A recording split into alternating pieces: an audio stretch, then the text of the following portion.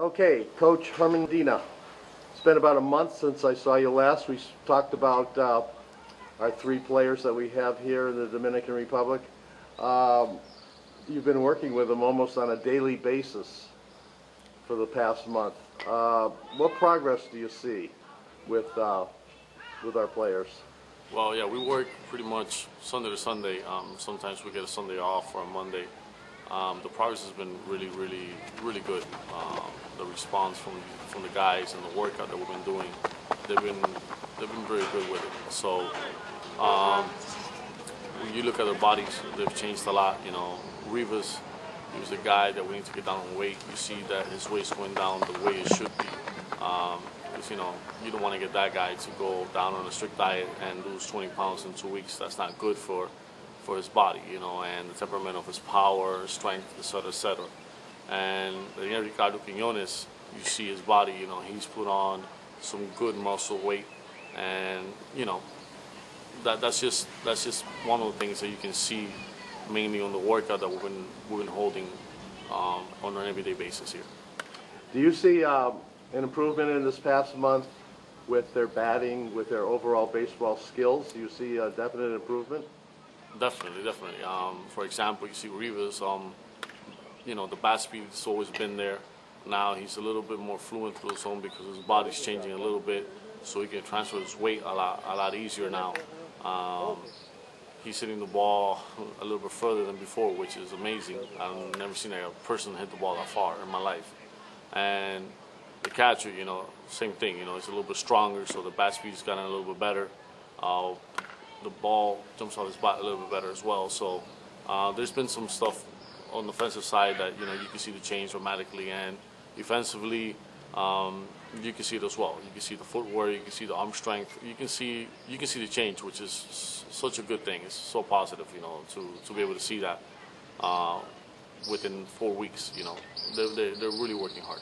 You talked about Rivas's power.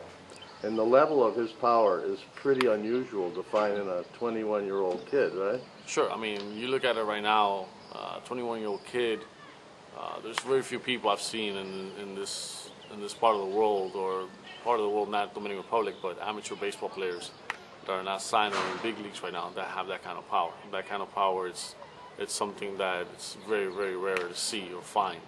I mean, I've worked with some guys like Viciedo.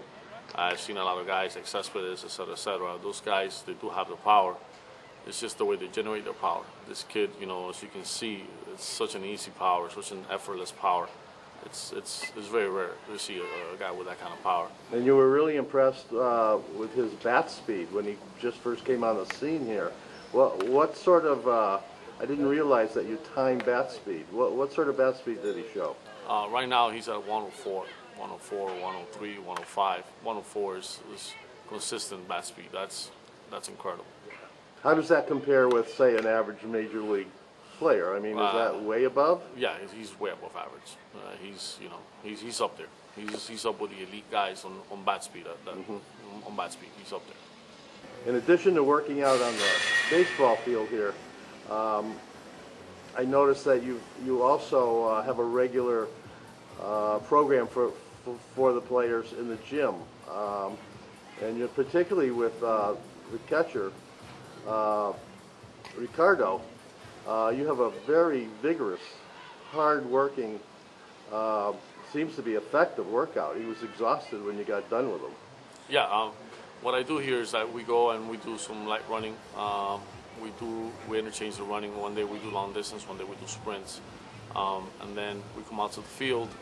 And then we go to the gym, or sometimes we start off at the gym, we come to the field, and we do running. It's implementing what's baseball-specific training. That's our main goal. Make sure that we're getting better as an athlete. You know, the body's getting better, but they're getting better as an athlete. We implement a lot of baseball movement. Let it be on the field and in the gym. The workout that we do at the gym, as you can see, it's very, you know, it's a lot of normal exercise, but we implement a lot of baseball-specific movements. So like that, for example, for a catcher, when he's back there, you know, his hips are better, stronger, his legs, you know, the core of the body.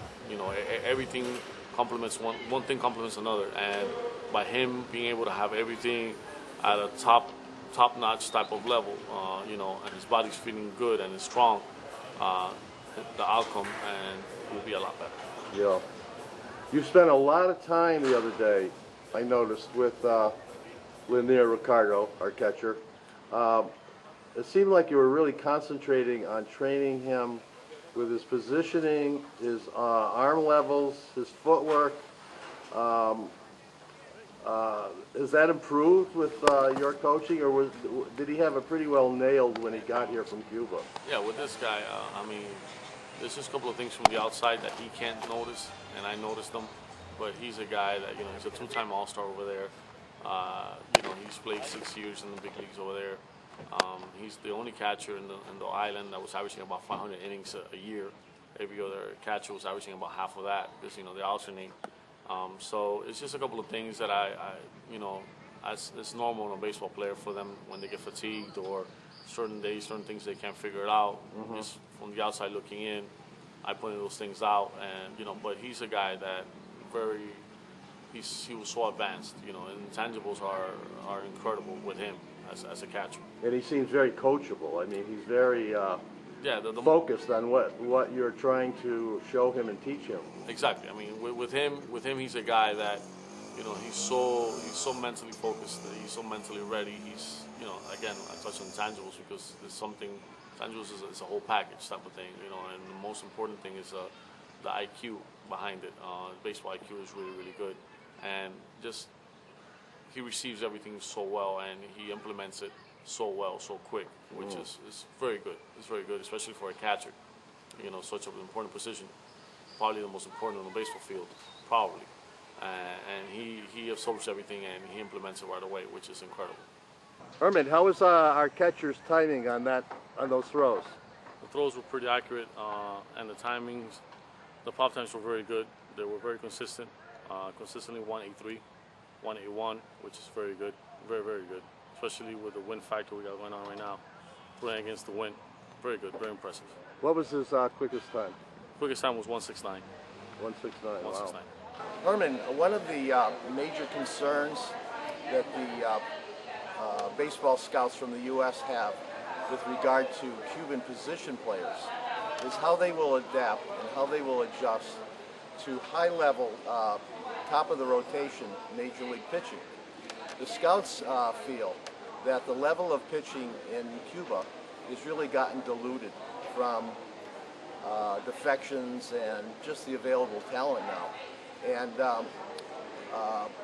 I'm wondering if you could ask your players how they feel that facing Major League pitching, how that will affect their skills, their batting skills.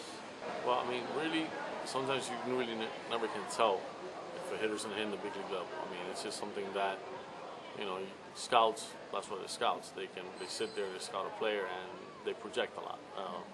Everything's based on projections. With these guys, you know, AA baseball is not a bad level. I mean, AA is a lot of really good prospects.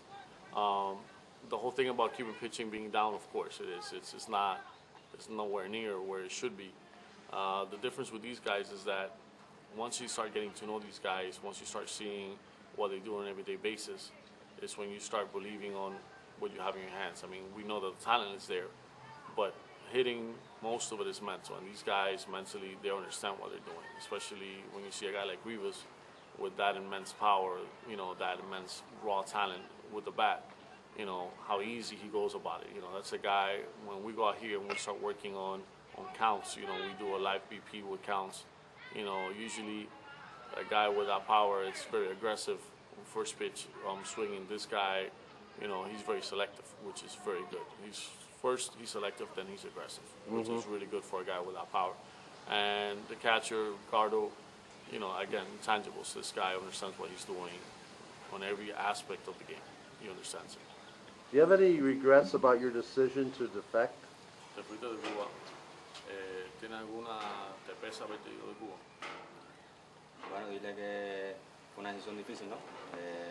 Sobre todo por dejar atrás a la familia, pero no me arrepiento de haber tomado esta decisión. Pienso que es para bien y para un futuro mejor, por supuesto, y tener la oportunidad de poder jugar béisbol al mayor nivel.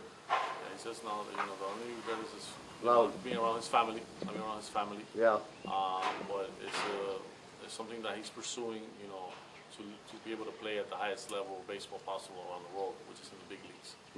That's his biggest pursuit. Is that. Lanier, who do you have for family that's left back in Cuba? Who is there that is close to you? ¿Qué familia dejaste en Cuba? Toda prácticamente, mi mamá, mis padres, mi mujer, mi hijo.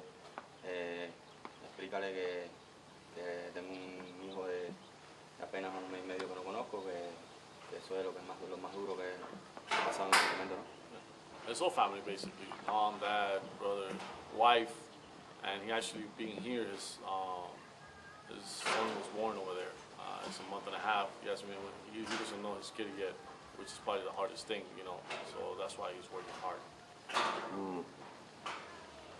Hopefully, when he gets signed by a Major League Baseball team and living in the United States, that's his dream, is to have his family move to the U.S.? Ya cuando tú firmes, con el favor de Dios, y tengas un equipo grande liga, tú vas a querer sacar tu familia de Estados Unidos, de Cuba, y llevarla para Estados Unidos contigo. Por supuesto, eso es algo que necesito, ¿no? Que es necesario para mí, para mi tranquilidad, para mi bienestar, tener a mi familia conmigo, por supuesto. Of course, sobre todo mi hijo. Of course, it's for his well-being, you know, for him to feel at ease at home, as you would say. Yeah, of course, have his family with him, especially his son. Is there, are you aware of any publicity back in Cuba because of your defection? Has there been any news in Cuba about his leaving? ¿Tú has escuchado alguna noticia en Cuba de cuando te fuiste, de cuando te fuiste de allá? ¿Has escuchado algunas cosas? ¿Te han dicho algo? Sí, si entran a Google sabrán que desde mi partida de Cuba los medios, ¿cómo se dice? De prensa. Los medios de prensa publicaron muchos artículos sobre mí. Sí, pienso que sí he escuchado eso. Yeah, when he left, you know, they advised him, and he went to Google and he saw a couple of writings that the Cuban press put out, you know, talking about him leaving, being a traitor, et cetera, et cetera. Victor Rivas, the power hitter. He reminds everybody of Big Papi. I think Victor's going to be very famous someday. What do you think, Coach? God willing, and he keeps on the same track that he's on right now, we will hear a lot about him. Yeah. What are your thoughts about having left Cuba? Do you have any regrets, Victor, about leaving? ¿Te pesa o te arrepientes de haberte ido de Cuba? No, pienso que salí por el bien mío y para el futuro de mi familia y para mejorar el sistema de vida. He says no, that, you know, he left for one purpose, and that's to better his life, family's life, and his future. Yeah. Victor, what is your favorite? Who's your favorite Major League Baseball team?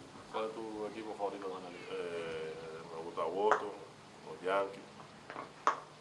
He likes the Red Sox, the Yankees, And any other team with a lot of money? y cualquier otro equipo que no tenga mucho dinero. I'm going to ask Victor the same question I asked Lanier. You know, and you know the question. Major League scouts, and they're concerned about the poor pitching in Cuba and how that'll relate to position players like Victor. Ask him the question, Herman, and see how he responds, what his thoughts are. La pregunta de muchos de los scouts es que como en Cuba el pitcher está tan malo, lo consideran una AA, siendo un jugador de posición, para ellos a veces es un poquito duro proyectar que cómo ustedes van a poder adaptarse a pitcher de Grande Liga y si pueden llegar a ese nivel. ¿Qué tú piensas de eso? Sí, yo creo que sí se puede llegar al nivel de los otros cubanos que jueguen a posiciones de batear en Grandes Ligas, con el entrenamiento se obtiene todo. Y lo único que hay que hacer es entrenar y proponerse meta para llegar, que todo es posible en la vida. He says that, yeah, you know, they're right, they have a point, But you know, as long as you train and you set goals in life, you will achieve them. Victor hadn't played baseball in Cuba in what, 2 years? Yeah, he hadn't played in 2 years. 2 años tú no habías jugado, ¿verdad? Dos Yeah, años. 2 years. He was sanctioned for 2 years. Does he feel like his skills are back to where they were in Cuba 2 years ago with working with you? ¿Tú te sientes que ya con tu trabajo que estás haciendo aquí, que ya tú estás como hubiera estado en Cuba, ¿sabes? Con lo que es tu talento. ¿Te sientes que ya estás cogiendo ese camino? Sí, sí, sí. Me siento bastante bien en el entrenamiento y creo que sí, que ya estoy cogiendo forma. Yeah. He says, yeah, he feels good. He feels good. He's getting in form. He's getting in shape. You know, it's just a matter of time. Bill. Can he recall any highlights of his career in Cuba, his baseball career? Because there's nothing really available on the internet. Tú puedes, Any accomplishments he's proud of? tú, de alguna cosa que hayas logrado en la pelota en Cuba, algo que te haga sentir orgulloso.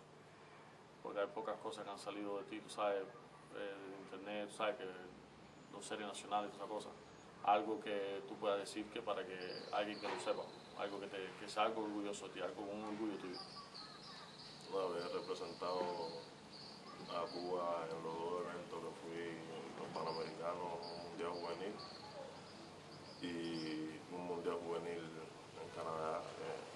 Fue una cosa bonita y un recuerdo muy bueno. He says, you know, just being able to represent Cuba, Pan American Games and World Juvenile team. That's something that will always be fresh in his mind. And he made one of the major Cuban teams when he was only 17, correct? Tú hiciste el equipo de la juventud a los 17, sí. Yes.